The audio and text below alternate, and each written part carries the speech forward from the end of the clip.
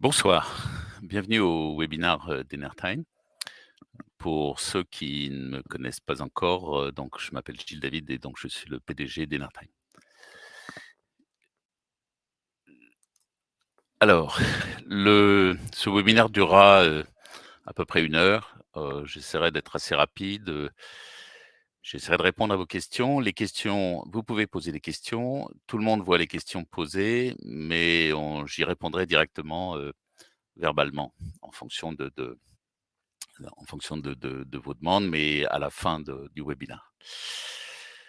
Donc voilà le sommaire, du webinaire. Rapidement, on attaque avec l'environnement économique. Alors, bon, d'abord, la première chose, c'est que l'énergie, elle devient chère, hein. L'énergie devient chère et c'est pas un mal. C'est pas un mal parce que si l'énergie n'est pas chère, elle ne s'économise pas et si elle ne s'économise pas, on n'atteindra jamais les, les targets de réduction des gaz à effet de serre et on n'atteindra jamais, l'objectif de 2050. Donc l'énergie s'économise quand elle est chère. Alors la crise ukrainienne, est extrêmement, dramatique. Elle est aussi extrêmement importante, pour la décarbonation de l'économie européenne, puisque la crise ukrainienne va nous forcer à nous libérer plus rapidement que prévu du gaz naturel. Alors le prix de l'électricité, c'est une bonne question. Le prix de l'électricité dans quelques années, en Europe, c'est difficile de s'imaginer quel sera exactement ce prix. On peut essayer de faire des conjectures. Heu, on peut penser que, si le coût de production, du charbon est de l'ordre de 40 € du mégawattheure, si c'est le prix de production d'une centrale au charbon, chaque, euro par tonne de CO2 de la taxe carbone va augmenter d'1 € ce prix et que donc on peut penser que le prix de l'électricité, sur le marché européen hors subvention, hors nucléaire, historique, va s'établir aux alentours de 120 € du mégawattheure. C'est d'ailleurs à peu près le prix qu'on obtiendrait avec des centrales à gaz, payant, le même prix de la tonne de CO2, sachant que le gaz émet moins de CO2, mais les coûts de production d'une centrale au gaz sont supérieurs à celles d'une centrale au charbon. Donc ce qu'on peut dire, c'est que le prix va s'établir, à notre avis, aux alentours de 120 € du mégawattheure pour le prix sur le marché libre et après, dans le cas de la France, bien évidemment, l'ARENH va continuer à faire baisser le coût de l'électricité en France comme une moyenne entre ce prix-là et le prix de l'ARENH. Par ailleurs, un phénomène qui est très important et qui est très stratégique pour Enertime et pour le marché des pompes à chaleur haute température, c'est l'électrification des procédés industriels. Parce que, l'électrification des procédés industriels va, pousser les industriels à installer des chaudières électriques. Des chaudières électriques, c'est un peu une aberration thermodynamique puisque, une chaudière électrique a un coefficient de performance de 1, là où une pompe à chaleur a un coefficient de performance facilement de 3. Ce qui veut dire qu'au lieu de consommer 1 d'électricité, avec une pompe à chaleur, on va consommer un tiers d'électricité pour la même chaleur produite. Par ailleurs, il va falloir économiser l'électricité puisqu'on va électrifier énormément de procédés et donc les ORC ont toute leur place. Également l'énergie renouvelable, hein, dont on parle tant et en particulier l'énergie renouvelable intermittente, a une externalité, qui est son intermittence et il va bien falloir la gérer et ça va impliquer de stocker l'électricité, ça va impliquer d'économiser l'électricité de base, pour, pouvoir assurer un maintien de l'électricité, et la fourniture de l'électricité sur le réseau 24 heures sur 24, 365 jours par an. Par ailleurs et pour certains qui lisent un peu mes posts, je continue à penser que la prééminence du nucléaire en France n'est pas une mauvaise chose, mais qu'elle a empêché l'efficacité électrique de se développer et que maintenant c'est devenu enfin une priorité grâce au pacte, grâce au CDE, grâce à l'électrification des procédés, peut-être aussi un peu grâce à la guerre en Ukraine.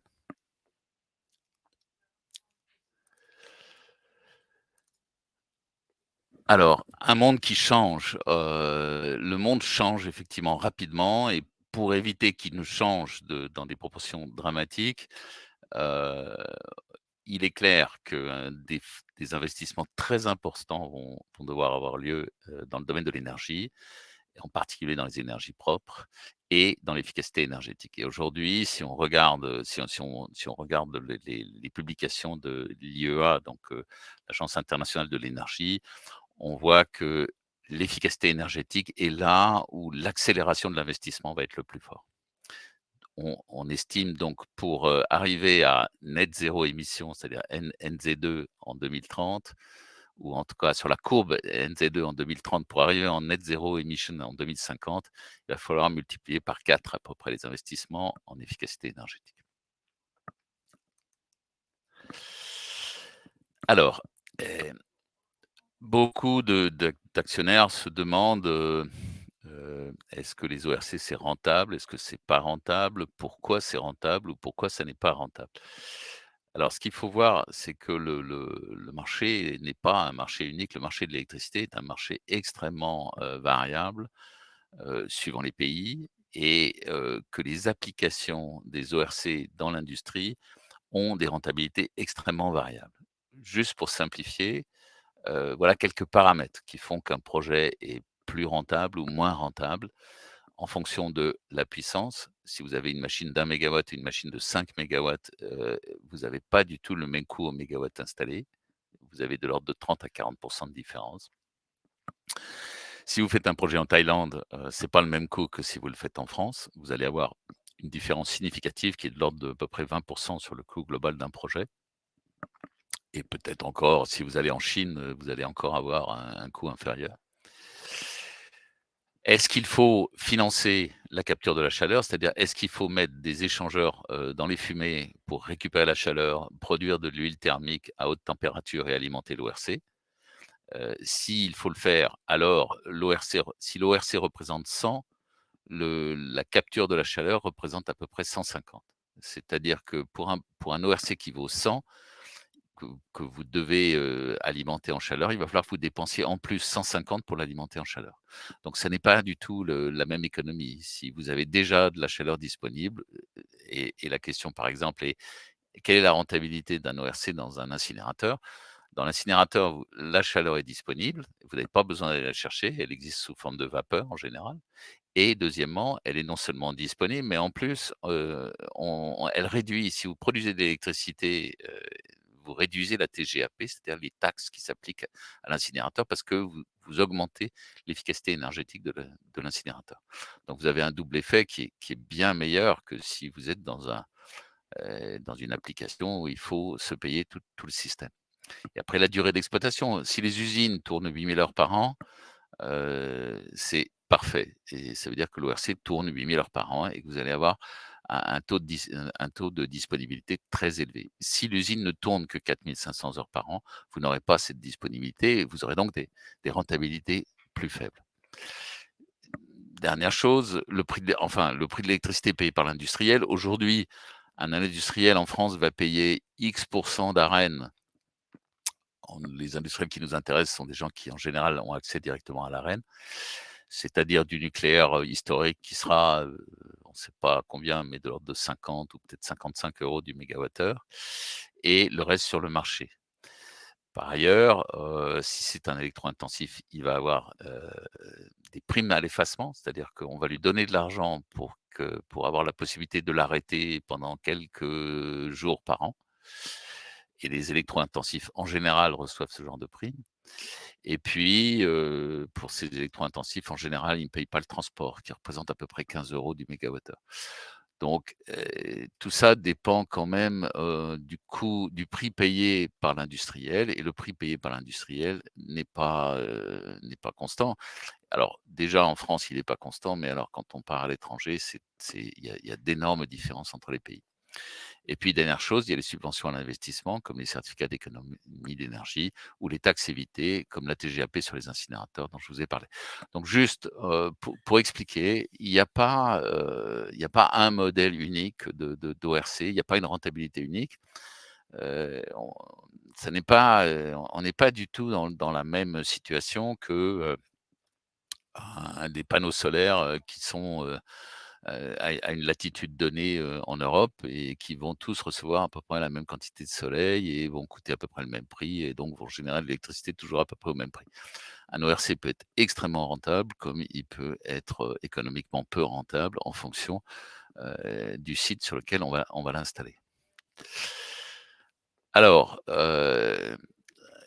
je pense qu'il est important aujourd'hui que je donne des chiffres et que j'explique aussi ce qui est aujourd'hui, acquis, en matière de commandes et ce que nous considérons comme, ayant de bonnes chances ou de très bonnes chances d'être acquis dans les prochains mois.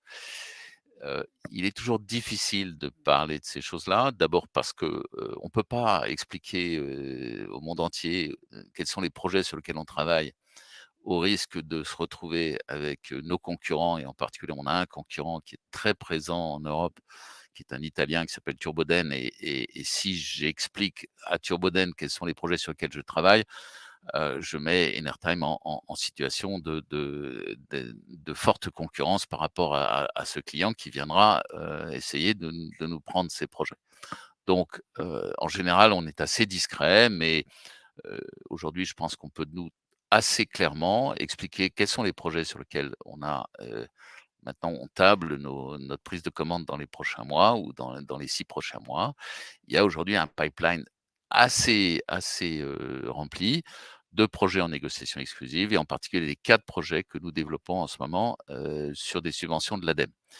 Et si les gens je comprends qu'il y ait une espèce de frustration de la part des actionnaires d'Evertime à ne pas voir ces projets se signer, monter ces projets, trouver des financements, négocier les contrats avec les industriels, prennent du temps et tant que ces projets ne sont pas signés, ils ne sont pas signés et je ne souhaite pas, comment dire? Mentir sur la réalité. La réalité, elle est que nous sommes très confiants sur ces projets, mais qu'aujourd'hui, ils ne sont pas signés et que jusqu'au dernier moment, les industriels pourraient décider de ne pas les faire. Bon, je pense que de toute façon, il y a un pipeline suffisant aujourd'hui pour que nous soyons confortables, si ce n'est pas très confortable, mais il est encore possible que certains des projets ne se réalisent pas.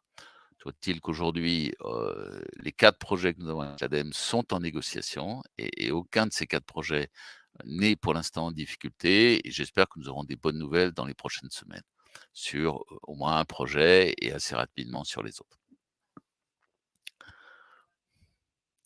Donc vous avez, vu la nouvelle, donc qui est sortie, hier matin de la signature d'un contrat, en Afrique du Sud.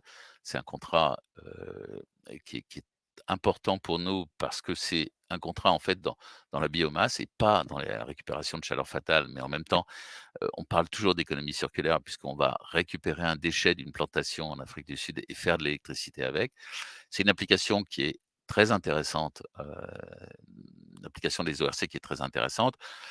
En Europe, la biomasse est beaucoup plus utilisée, dans l'industrie et moins, pour ce type d'application et en tout cas dans l'industrie pour faire de la chaleur. Et donc, ces projets-là sont plutôt des projets pour des pays, en développement, heu, des pays comme par exemple l'Afrique du Sud ou des pays ayant des grandes ressources, en matière des ressources végétales, des ressources en biomasse et des plantations comme par exemple le Brésil ou, des pays de ce type-là. Par ailleurs donc, nous vous avions annoncé le contrat de l'incinérateur et un contrat en Chine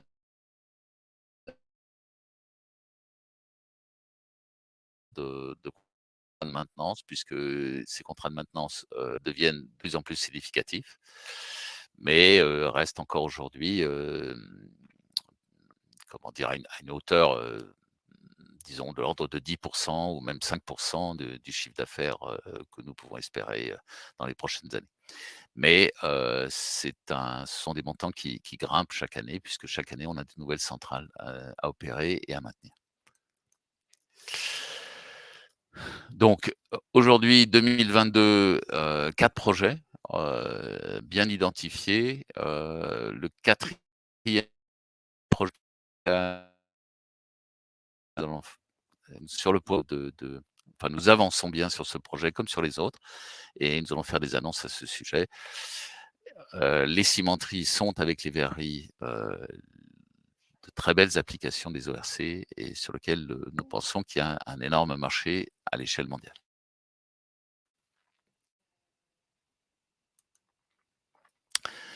2 mots sur les projets Decagon et Push to It. Ce sont des projets, extrêmement structurants pour nous, puisque ce sont des projets qui nous permettent d'abord de travailler avec la fine fleur des universités européennes, aussi bien sur les pompes à chaleur que sur les ORC. Ce sont des projets qui sont très bien financés par l'Europe, qui nous apportent des subventions d'investissement, qui nous permettent d'éviter de faire appel au marché pour, renforcer nos fonds propres, en tout cas sur les années qui viennent.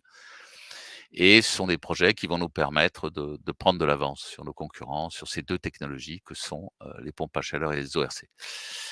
Hem, à savoir, les pompes à chaleur et les ORC sont finalement, des technologies assez connexes dans lesquelles, les 2 technologies, c'est de l'application de la thermodynamique, c'est l'utilisation de turbomachines, d'un côté des turbines, de l'autre des compresseurs. Et au final, c'est, le développement de machines thermodynamiques à haut rendement, destinées à faire de l'efficacité énergétique.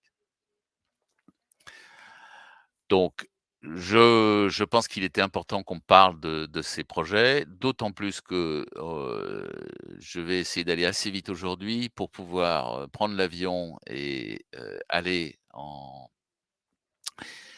République tchèque, où j'ai été invité par l'Europe, à parler des ORC et des pompes à chaleur lors de la grande réunion annuelle, qu'on appelle SET, pour Strategic Energy Technology, à Prague sur le sujet des ORC et des pompes à chaleur.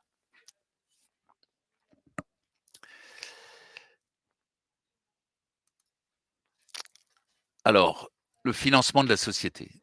Aujourd'hui, on parle en fait de 2 types de financement. On parle du financement d'Enertime, c'est une chose, c'est à gauche de l'écran et du financement d'énergie circulaire et des sociétés de projets qui portent les 4 projets ADEME à droite de l'écran. Pour commencer par énergie circulaire, nous sommes en négociation avec un fonds d'investissement pour, apporter du capital et des obligations convertibles, aussi bien à énergie circulaire qu'aux sociétés de projet. Je rentrerai pas dans les détails de ce financement qui est relativement complexe, mais qui permet de donner à énergie circulaire, d'abord les moyens de développer ces 4 premiers projets et derrière, eh bien d'installer des ORC, partout dans le monde sur cette base-là. Par ailleurs, ces projets vont nécessiter de la dette bancaire puisqu'on est, ce sont des projets, financés en capital ou quasi capital et dette et des subventions ADEME, subventions qui ont été validées pour 3 des 4 projets et qu'on espère va être validées pour le quatrième assez rapidement. Donc vous avez les montants, sur cette présentation.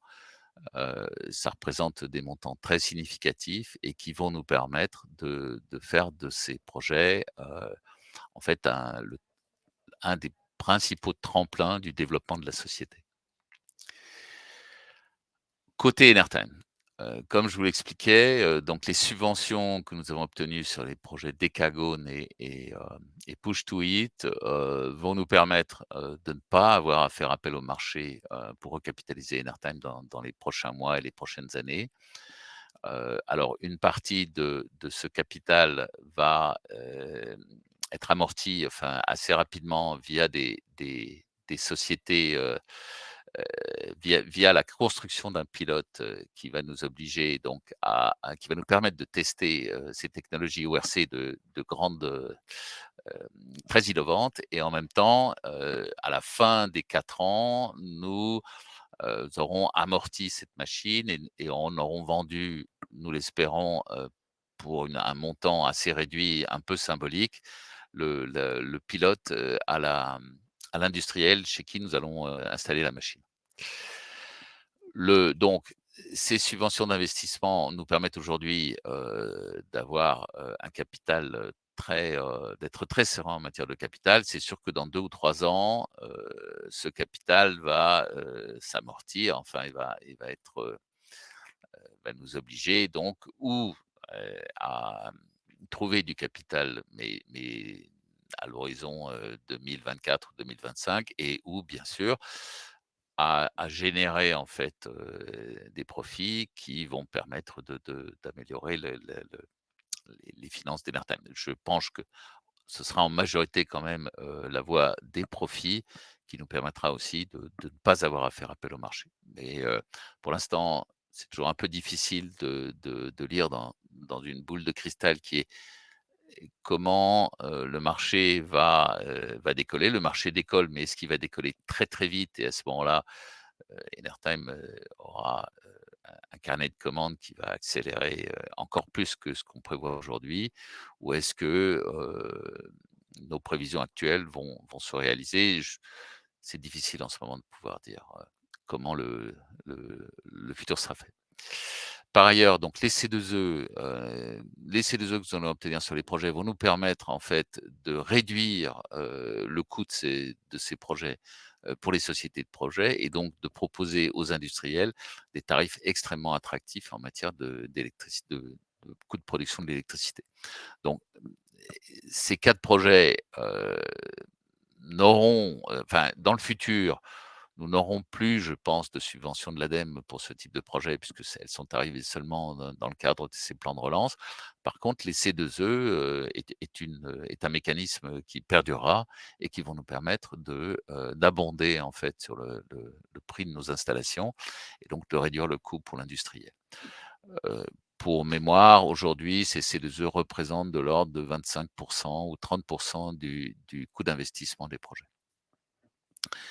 Et alors le dernier sujet et là-dessus je souhaite être assez transparent avec vous, j'ai l'intention de prolonger la ligne de Dirnan qui est aujourd'hui de 5 millions d'euros, de la prolonger à 2 millions seulement avec l'engagement que je prends aujourd'hui de ne pas tirer cette ligne, mais de la garder comme un parachute pour pouvoir, si nécessaire, convaincre les banques peut-être de nous aider en matière de prêts de trésorerie, aide qui aujourd'hui, n'existe pas, et est quand même nécessaire pour une entreprise comme la nôtre qui travaille, au grand international. Donc aujourd'hui, je vais être clair avec vous, les ODIRNAN, nous allons réduire l'enveloppe qui est de 6 millions moins 1 million, donc 5 millions aujourd'hui à 2 millions et nous avons l'intention de ne pas y toucher, voilà, mais de la garder comme un comment dire? Un financement de dernier recours et surtout un financement qui rassure les banques. Voilà. Donc je sais que vous n'aimez pas ça, je n'aime pas ça et j'ai montré, que je ne les utilisais pas et cette ligne que nous avons, nous ne l'avons pas utilisée et ou très peu utilisée juste pour amorcer. Là, il n'y aura pas il n'y a pas besoin d'amorcer, il n'y a pas besoin de tirer sur cette ligne pour qu'elle se prolonge d'un an à hauteur de 2 millions d'euros. Voilà. Donc là-dessus, donc je vous demande de continuer à me faire confiance et de donner la possibilité à Enertime d'avoir, toutes les ressources financières nécessaires pour continuer d'avancer, pour notre intérêt commun. Donc aujourd'hui, juste les chiffres, qui effectivement, sont aujourd'hui, pour 2021 et 2022. Effectivement pas très bon, hein. Je pense que tout le monde a bien compris que la covid, ne nous a pas permis de remplir le carnet de commandes. Pendant 2 ans, nous n'avons pas eu de commandes et je pense que nous ne sommes pas les seuls dans ce cas-là. Nous avons prouvé, que nous étions résilients et que nous pouvions, néanmoins, continuer d'avancer, continuer de faire de la R&D, du développement et ressortir, après le covid, avec, finalement une dynamique, supérieure à la dynamique, avant le covid. Donc aujourd'hui, ces chiffres ne sont pas très bons et 2022 ne sera pas une très grande année, ça c'est certain. Mais par contre, je suis très confiant sur 2023 et sur la suite. Par ailleurs, vous remarquerez que, en juin, 2022, nous avions une trésorerie très excédentaire. Alors, c'est elle est un peu, comment dire? Exagérée cette trésorerie parce qu'une partie de la trésorerie, a été, rétrocédée à nos partenaires du projet Décagone et en fait, cette trésorerie venait du fait que nous, touchons l'argent pour l'ensemble du consortium et qu'après nous redistribuons aux autres membres du consortium. Mais il n'empêche qu'à peu près la moitié de ce montant est resté chez Enertime et que, ce sont des montants bien supérieurs à ce que nous avions dans les années précédentes. Alors, je sais que vous êtes tous en attente de comprendre quelles sont les prévisions, comment Enertime va se comporter dans les prochaines années.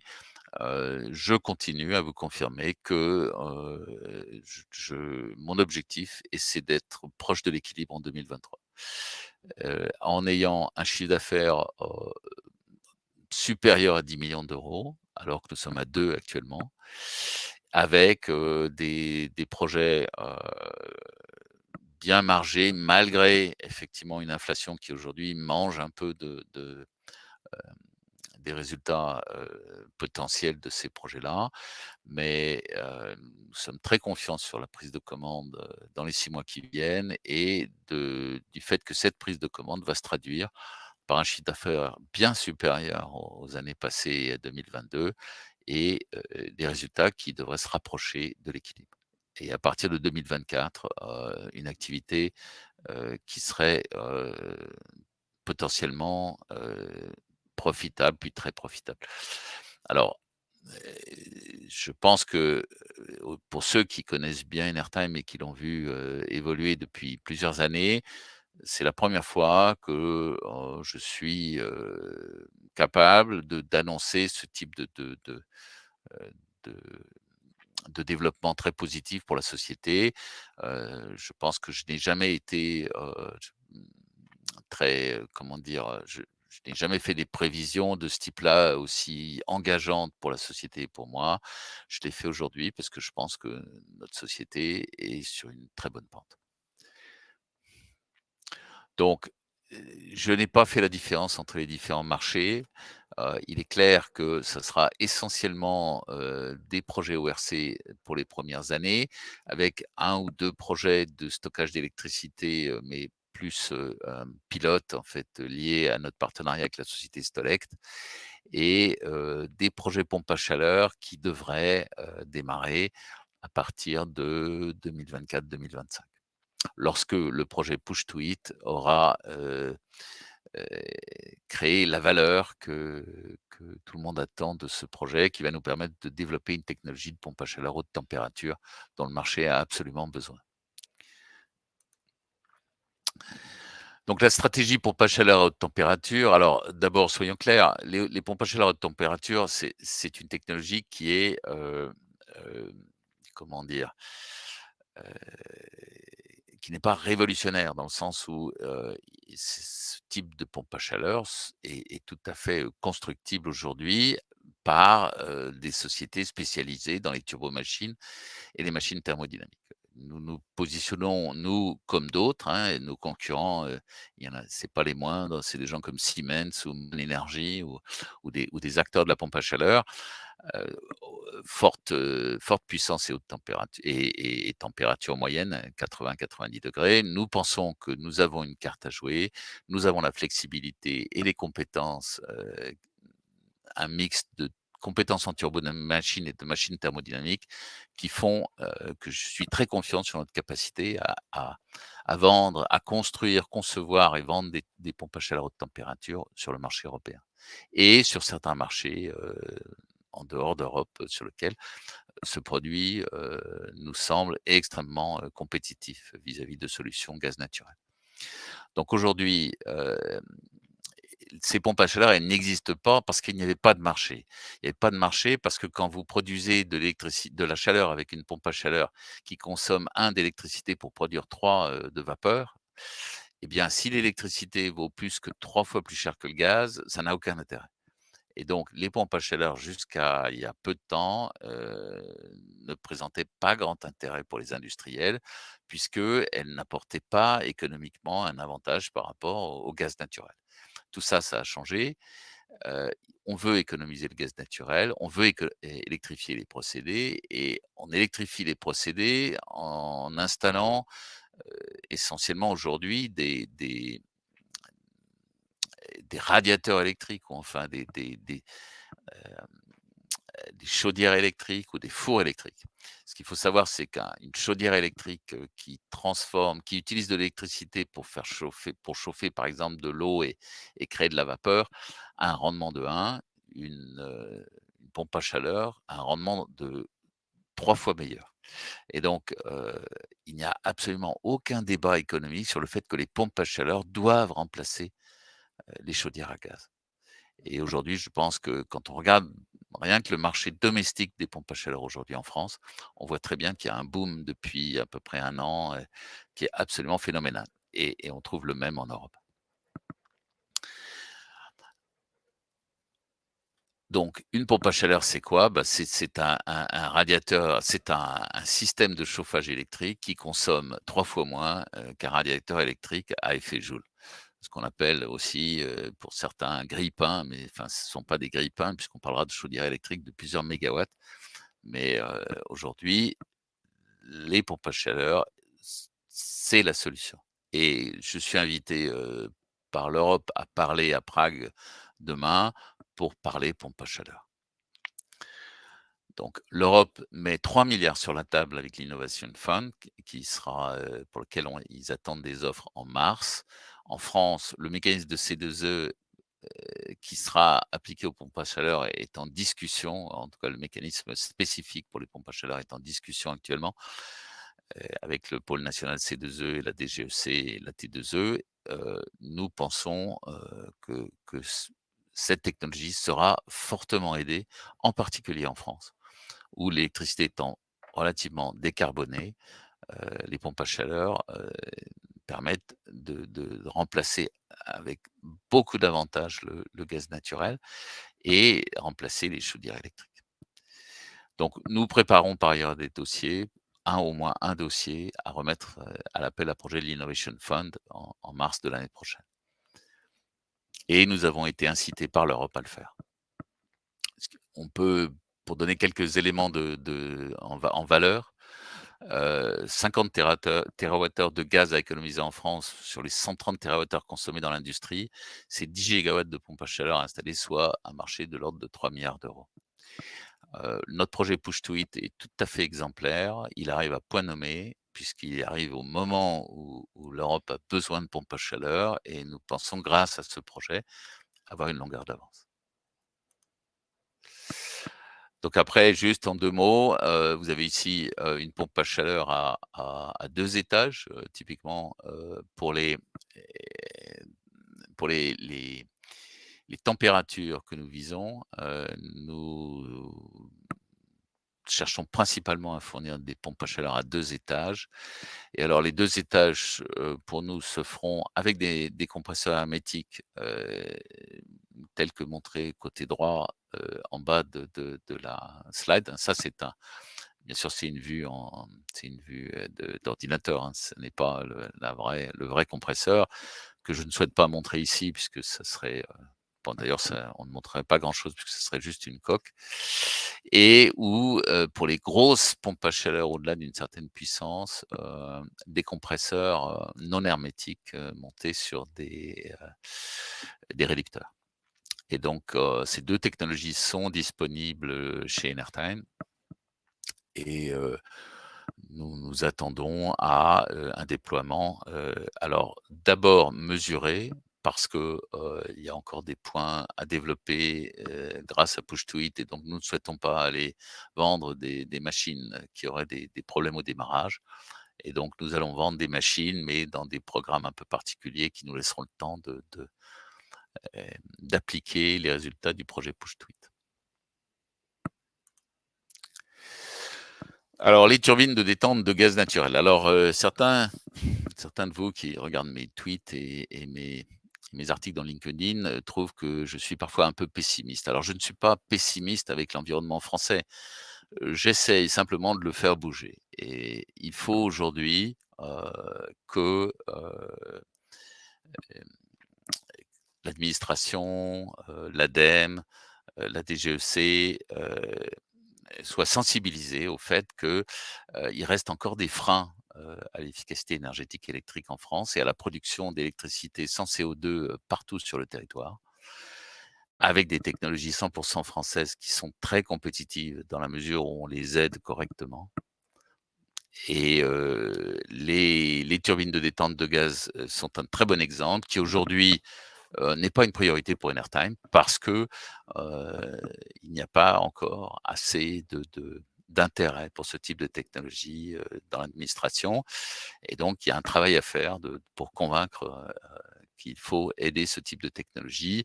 Nous le faisons, mais nous ne pouvons pas, nous disperser trop et donc cette technologie restera pour l'instant, plutôt, emblématique. Alors éventuellement à l'export par contre, mais en France encore un petit peu emblématique parce que, l'environnement, C2E par exemple n'est pas favorable à ce type de solution. Alors la géothermie, certains, s'inquiètent que nous lancions dans la géothermie qui semble n'avoir rien à voir avec l'efficacité énergétique. En fait, pas du tout. La géothermie, telle qu'aujourd'hui nous la pratiquons, c'est de l'efficacité énergétique. Ça consiste à travailler sur des sites géothermiques existants, sur lesquels nous allons mettre des ORC pour valoriser, ce qui n'est pas valorisé sur ces sites, c'est-à-dire ce qu'on appelle des brines ou des saumures en français, c'est-à-dire lorsque, l'eau géothermique, le liquide géothermique sort de terre, c'est un mélange souvent de vapeur et de liquide. La vapeur est séparée du liquide et envoyée dans une turbine à vapeur, mais on ne fait rien de la chaleur qu'il y a dans le liquide. Et cette chaleur, elle représente des dizaines de mégawatts souvent par site. Et donc, notre focus aujourd'hui, c'est de prendre des références dans ce domaine-là et de gagner des contrats dans quelques pays cibles où nous sommes très actifs, comme le Mexique et certains de vous ont pu le remarquer, mais pas seulement. Nous cherchons à travailler aussi au Kenya et en Indonésie. C'est un marché de niche, mais c'est un marché, qui colle tout à fait avec notre stratégie et qui deuxièmement, heu, nous ouvre les portes derrière, dans quelques années, du marché de la géothermie qui est le marché, heu, cible ou phare, de la technologie ORC. On estime le marché à de l'ordre de 500-600, peut-être 700 millions d'euros. En équipant des centrales qui existent déjà, donc pas de nécessité de forage additionnel. Il suffit juste, de savoir récupérer la chaleur sur ces saumures géothermiques. Par ailleurs, ça n'est pas si simple puisqu'en fait ces saumures sont chargées de beaucoup de minéraux et que les refroidir, pose des problèmes de précipitation, d'encrassement et cetera, qui nécessitent des traitements particuliers dont nous avons aujourd'hui chaque jour qui passe, plus la maîtrise, quoi. Stolect, donc notre partenariat avec Stolect avance. Nous sommes confiants sur la possibilité de construire avec Stolect participer à la construction avec Stolect du 1er pilote Stolect qui devrait être installé en Bretagne. Nous sommes en train de développer les technologies qui vont permettre à Stolect de faire ses projets. Et en partie des technologies de turbines et de compresseurs, à très haute température. La maintenance, j'en ai parlé un petit peu, au moment où je parlais du carnet de commandes. Aujourd'hui, la maintenance est un sujet qui devient de plus en plus intéressant pour Enertime puisque, nous visons cette année de l'ordre de à peu près 260 000 € de commandes. Ça n'est pas énorme, mais c'est quand même significatif et en 2023, 400 000 € et au fur et à mesure que nos projets vont aboutir et être mis en service, ces montants vont augmenter et vont permettre à Enertime de rémunérer, de se rémunérer bien mieux sur la vente de machines grâce à ces contrats récurrents. La maintenance d'un ORC ne coûte pas très, très cher. Ce n'est pas, on ne parle pas de coûts comme la maintenance de turbines à gaz, mais c'est un marché récurrent, intéressant pour nous et qui nous permet aussi de comment dire? D'être présents de plus en plus partout dans le monde et donc aussi de vendre mieux nos machines vis-à-vis de clients qui demandent des disponibilités très élevées.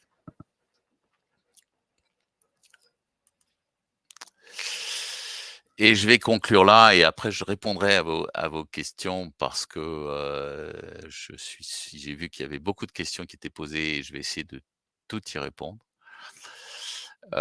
Donc en conclusion, tous les indicateurs sont ouverts sur le marché de l'efficacité énergétique et nous gagnons des contrats à l'international sans l'aide d'aucune subvention. Nos contrats en Bulgarie, notre contrat en Bulgarie, notre contrat en Afrique du Sud, notre contrat en Chine, nous les gagnons sans subvention. Et nous ne sommes, je suis désolé de le dire, mais peut-être pas très nombreux en France dans le domaine des clean tech à vendre des installations sans subvention au grand export. Par contre, en France, où l'environnement est un peu différent, nous avons besoin de subventions, mais ça ne signifie pas que le marché mondial, soit pareil. Nous pensons que le marché mondial, a besoin d'ORC et sans subvention aujourd'hui et que ce marché, nous allons le conquérir et nous allons le conquérir de plus en plus rapidement et de plus en plus massivement avec notre offre énergie circulaire. Après, l'électricité, effectivement, c'est la raison qui fait que les ORC sont maintenant, beaucoup plus demandées, c'est que l'électricité est devenue rare et chère. Donc les ORC ont un vaste marché, y compris pour accompagner l'électrification des procédés industriels, c'est-à-dire y compris pour économiser l'électricité qui va être utilisée par ailleurs pour, électrifier les procédés industriels. Donc Heu, quand, le monde entier parle d'électrifier les procédés industriels ou de rouler en voiture électrique ou d'utiliser l'électricité et non plus, le gaz ou le pétrole ou le charbon et bien, et en tout cas de l'électricité sans CO2, eh bien, il faut bien comprendre que si ça ne s'accompagne pas, d'économies énormes en matière de consommation d'électricité, nous n'y arriverons pas et donc les ORC ont un rôle stratégique, comme d'autres technologies, pour économiser l'électricité. Après, donc l'électrification des procédés, ce sont les pompes à chaleur, comme d'autres technologies, mais les pompes à chaleur, c'est une technologie tout à fait stratégique et critique. Et aujourd'hui, il n'y a pas de concurrent établi sur ce marché des pompes à chaleur qui fonctionnent à plus de 100 degrés. Il n'y a aucun acteur aujourd'hui sur ce marché. Il y a beaucoup de gens qui veulent rentrer. Mais Enertime a, je pense, une longueur d'avance, grâce à nos projets, notre premier pilote que nous avons réalisé, il y a quelques années en France et ensuite le projet Push-to-It.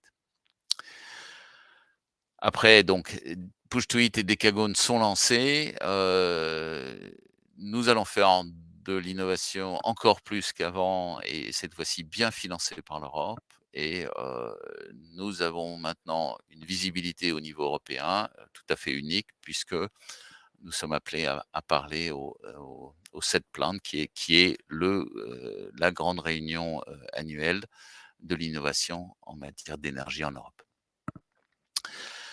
Nous allons, prolonger pour un montant de 2 millions les eaux d'Irnan et nous ne les utiliserons pas et nous continuons dans ce sens. Nous avons besoin de ce parachute, mais un parachute, ça sert, juste à ne pas être utilisé, mais à être là pour rassurer, tous les gens qui prennent, des petits avions équipés de parachutes.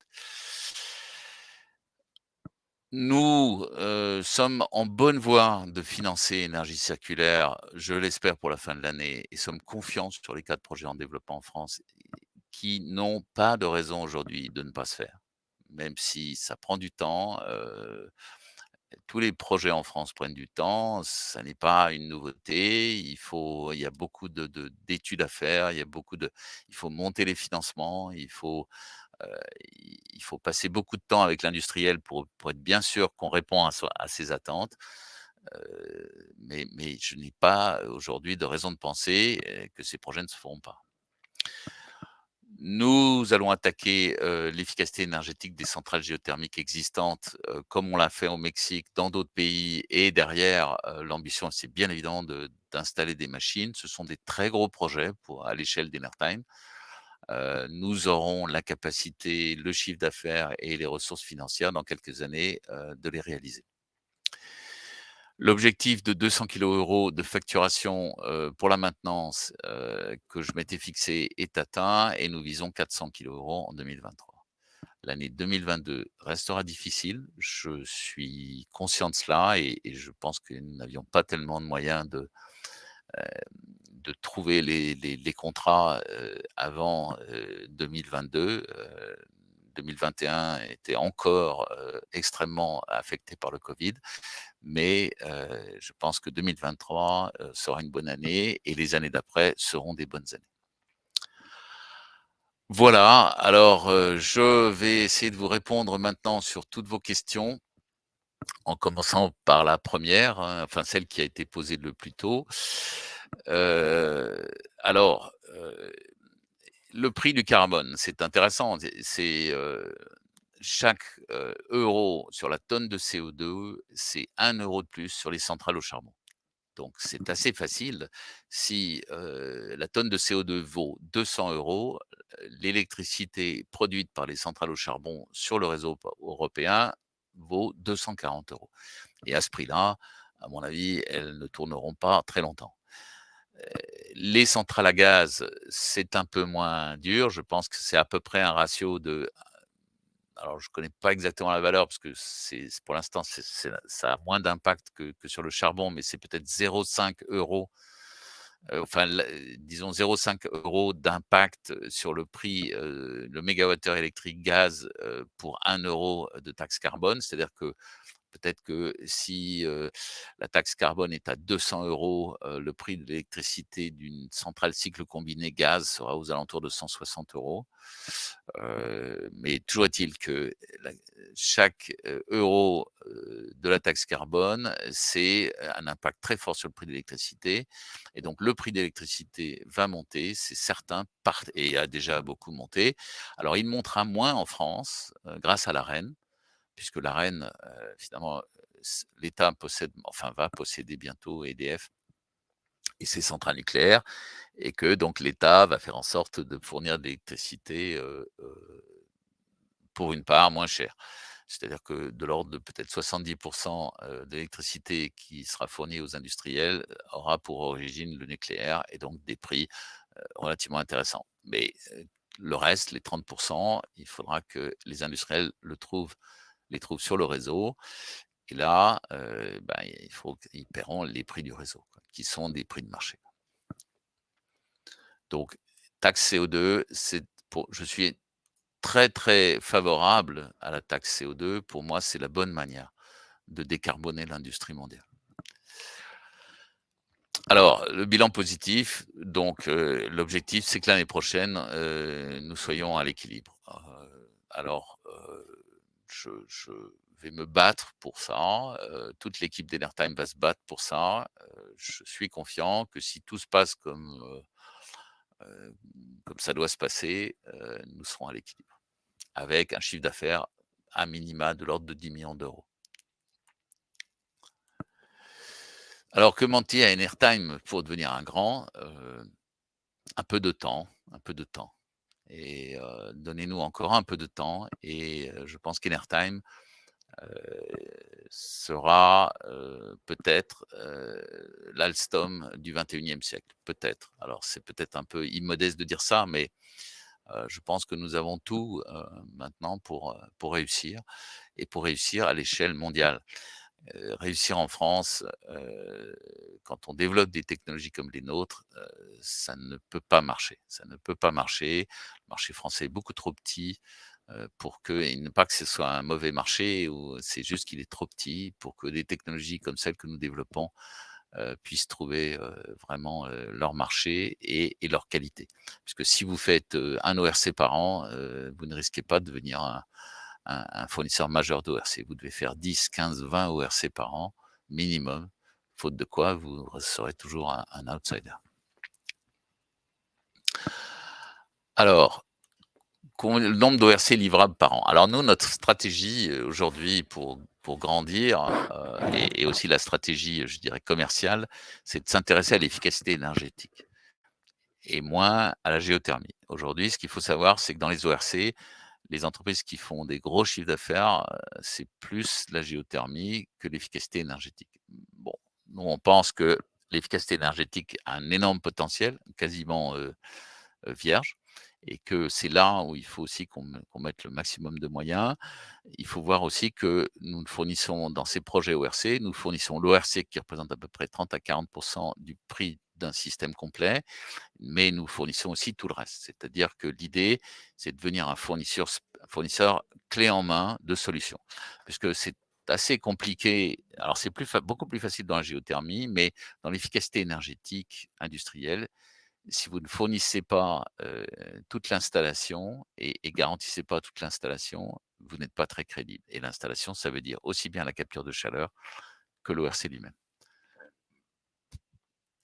Notre objectif, c'est d'avoir, entre 5 et 10 projets par an, mais des projets de taille très significative, hein, pas des projets de 2 000 000 €, plutôt des projets de 5 à 10 millions d'euros par projet, quoi.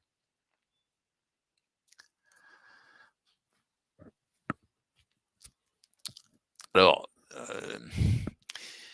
les projets développés par, Énergie Circulaire sont des projets, que nous développons grâce à l'argent de fonds d'investissement qui vont mettre de l'argent dans ces projets et mettre de l'argent dans l'énergie circulaire. Donc je comprends que vous avez besoin de comprendre un peu mieux quels sont comment dire? Les sous-jacents, économiques et financiers de ces projets ORC. Mais aujourd'hui, déjà pour vous rassurer, ces sous-jacents seront validés par des fonds d'investissement qui ont tous les financiers, tous les juristes, tous les spécialistes pour, accepter ou pas accepter de financer des projets. Donc aujourd'hui, vous pouvez nous faire confiance à ce stade. Ces projets, si nous arrivons à convaincre les industriels de signer et à convaincre ce fonds d'investissement d'investir, ce sont des projets rentables, très correctement rentables. Plus rentables que des projets, solaires ou éoliens qui, eux, bénéficient de la garantie de l'État et de l'absence de risque, liée, au vent et à la et au soleil. Nous travaillons pas, dans cette désolé d'être un peu péjoratif, dans cette économie de rente, mais dans une vraie économie de marché, sur laquelle il y a des vrais clients industriels à qui nous vendons de l'électricité et qui, doivent, s'y retrouver et nos fonds d'investissement doivent, comment dire? Récupérer leur mise, dans des temps relativement courts. C'est-à-dire les paybacks ne peuvent pas être ceux du solaire et de l'éolien. Nous devons avoir des bien meilleurs paybacks. Voilà. Après, je ne vous donnerai pas tous les détails de notre marché parce que ça serait, aussi les donner à nos concurrents et je souhaite pas que nos concurrents aillent trop vite, et trop vite la même stratégie que nous, puisque nous avons, déjà 2 ou 3 ans d'avance et que cette avance, je ne souhaite pas le perdre. Alors, les employés d'Enertime, pensent-ils, acheter des actions de la société? Je ne saurais pas vous dire.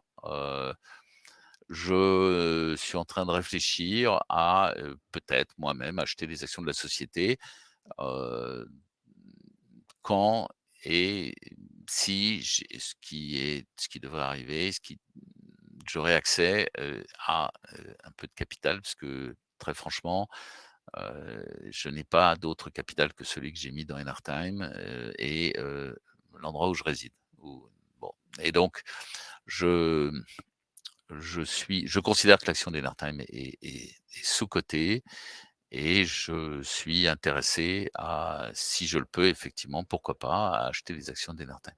Mais je ne peux pas vous dire, ni oui ni non aujourd'hui, ça n'aurait pas de valeur tant que je n'ai pas mis mes actes en action.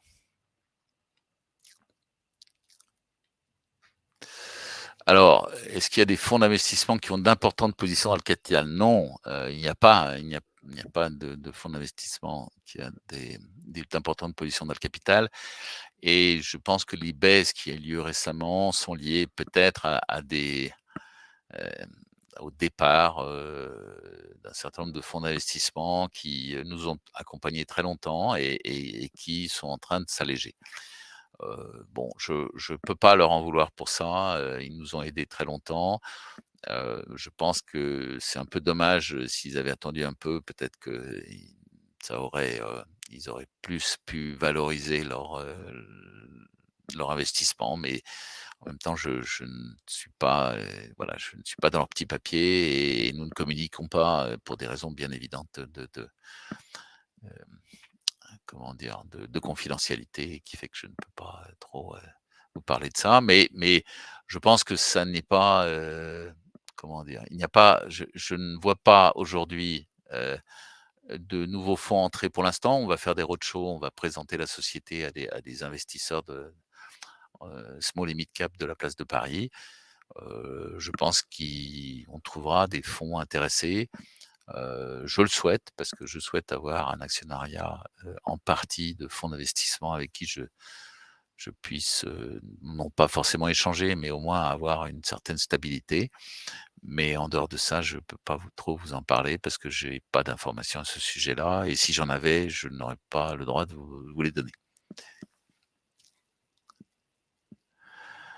Alors, le capital de Stolect, nous avions envisagé de prendre une participation dans le capital de Stolect, mais finalement ça n'était pas, comment dire?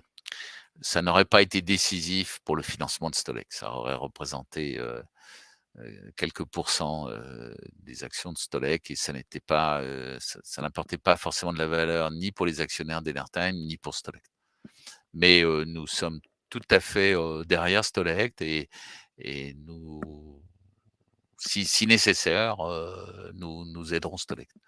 Nous pensons que c'est une technologie intéressante et qui mérite d'être soutenue. Alors les pompes à chaleur, est-ce que nous allons déposer des brevets?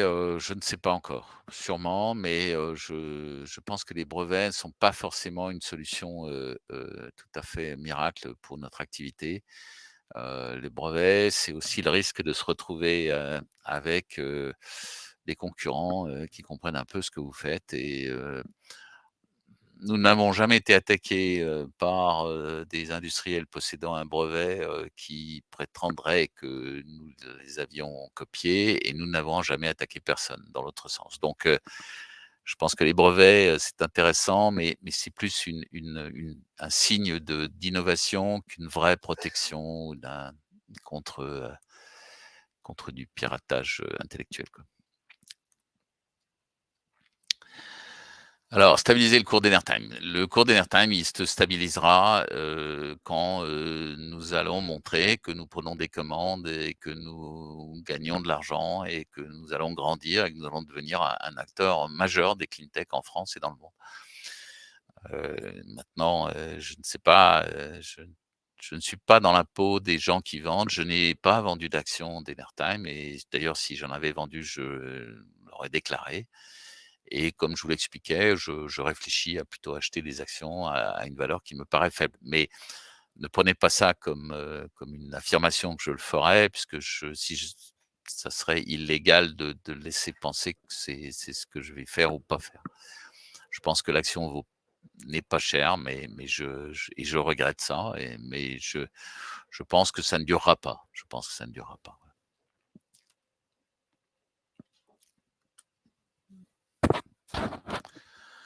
Alors, oui, si on remplace, si on utilise massivement les pompes à chaleur, enfin, je pense qu'il y a eu des études de RTE qui montrent que la part la part de l'électricité dans la consommation d'énergie finale en France va augmenter. Ça, c'est à peu près certain, tout le monde s'accorde là-dessus.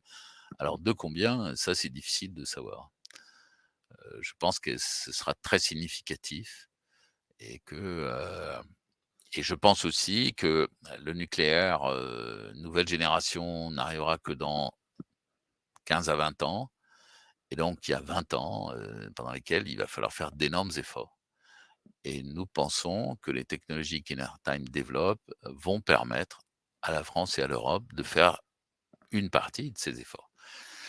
Et nous sommes très confiants sur le fait que, les technologies, sur lesquelles nous travaillons ne sont pas, des technologies de rupture au sens comment dire? De la fusion, nucléaire, mais seront suffisamment, significativement innovantes et performantes pour apporter, une partie de la solution. Après, bien évidemment, il va falloir produire plus d'électricité avec des panneaux solaires, des éoliennes, de la géothermie, stocker de l'électricité, produite pendant la journée pour la consommer la nuit.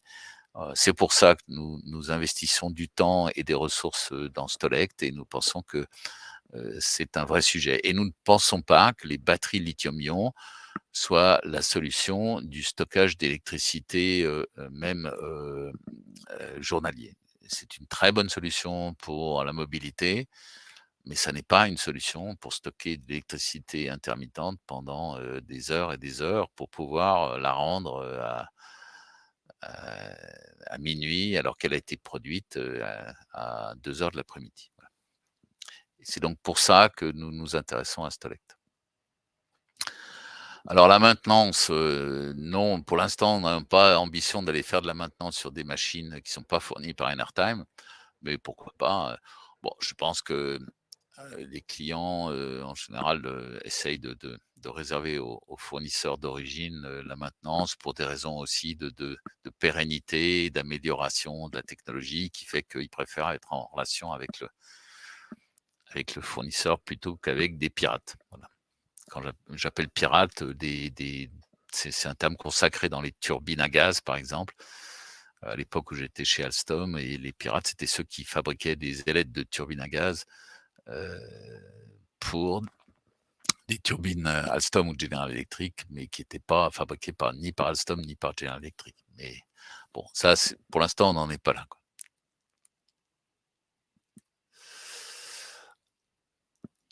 Alors, heu, est-ce que nous sommes présents à la centrale géothermique de Bouillante? Non, nous ne sommes pas, puisqu'en fait, centrale de Bouillante a été achetée par Ormat. Ormat, c'est un des, 4 fabricants, de d'ORC de puissance et le plus gros des 4. Nous sommes le plus petit, Ormat est le plus gros. Ormat, c'est une très belle réussite. C'est une société d'ailleurs qui a changé de business model, qui a fait dans la géothermie ce que nous sommes en train de faire dans l'efficacité énergétique industrielle. C'est-à-dire financer, lui-même ses machines et les opérer et devenir un développeur géothermique. Donc non, nous ne sommes pas présents, nous aurions bien aimé à l'époque où le BRGM avait la possédé Bouillante de travailler avec le BRGM, mais bon, ça n'a pas été possible et finalement ce n'est pas une mauvaise chose non plus qu'un professionnel comme Ormat, gère cette centrale de Bouillante. Heu, le BRGM a de grandes qualités, mais n'est pas un exploitant de centrales géothermiques. Alors, avons-nous des difficultés de recrutement? Oui, nous avons des difficultés de recrutement, des très sérieuses difficultés de recrutement qui sont en train maintenant un peu de se régler. Mais, par exemple, nous cherchons à renforcer les équipes pompes à chaleur et nous avons un mal fou à trouver des ingénieurs qui aient les compétences pour travailler sur ces sujets-là. Alors en même temps, c'est une bonne nouvelle, ça veut dire que nous avons, une longueur d'avance et que nous ne ferons pas rattraper rapidement, mais c'est un vrai sujet, hein, c'est un vrai sujet le recrutement. Alors, comme vous avez pu le voir, sur notre site internet, nous sommes extrêmement, multiculturels, multinational et donc nous avons la capacité de travailler avec, des gens du monde entier pourvu qu'ils aient les compétences. Et ça, c'est une ressource aujourd'hui qui est extrêmement puissante. C'est-à-dire que nous sommes capables de, mobiliser, des compétences partout dans le monde qui viennent travailler pour nous et aider, l'industrie française à gagner sur les marchés français et internationaux. Alors est-ce que nos fournisseurs vont-ils pouvoir tenir leur rythme? Ça, c'est une bonne question. Nous envisageons éventuellement d'internaliser un certain nombre de de travaux, enfin d'équipements pour la fabrication de nos turbines en particulier, parce qu'il est possible que nous soyons, en difficulté vis-à-vis des sous-traitants que nous avons aujourd'hui. C'est un sujet d'ailleurs qu'il faut qu'on traite assez rapidement parce que nous avons beaucoup de commandes de turbines en particulier et que ces commandes, il faut les réaliser et donc il faut que nous nous dépêchions de mettre en place quelque chose de plus réactif et plus performant que ce que nous avons aujourd'hui. Alors effectivement, transition evergreen, j'ai eu l'occasion de discuter avec monsieur Lemot. Pour l'instant, il n'y a pas eu vraiment, de de rapprochement et finalement on devait discuter ensemble et puis finalement ça s'est pas fait. Nous, on est tout à fait prêts à considérer des fonds d'investissement qui respectent le potentiel d'Enertime et qui sont capables d'aider Enertime à gagner.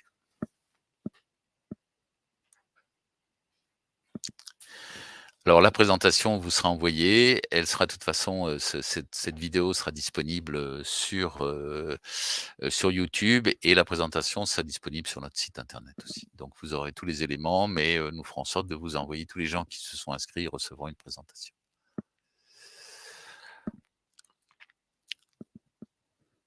Alors comment Enertam va équilibrer le bilan entre la production par les ORC et la consommation du OPAC? C'est quand même 2 sujets différents, 2 sites différents, 2 applications différentes, ce n'est pas à nous d'équilibrer entre nos 2 technologies, je pense que les 2 auront leur marché, ont leur marché d'ailleurs déjà dès à présent et c'est intéressant dans les pays où l'électricité est pas chère, on vendra des pompes à chaleur et dans les pays où l'électricité est chère, on vendra des ORC. Voilà. Pour vous donner un exemple, le Canada, par exemple, ou le Québec est un bon endroit pour les pompes à chaleur puisque l'électricité y est pas chère et très décarbonée et qu'ils n'ont pas de gaz. Un système intégré au RCPac ne fait pas tellement de sens, en fait, ce sont des questions, différentes, des applications différentes.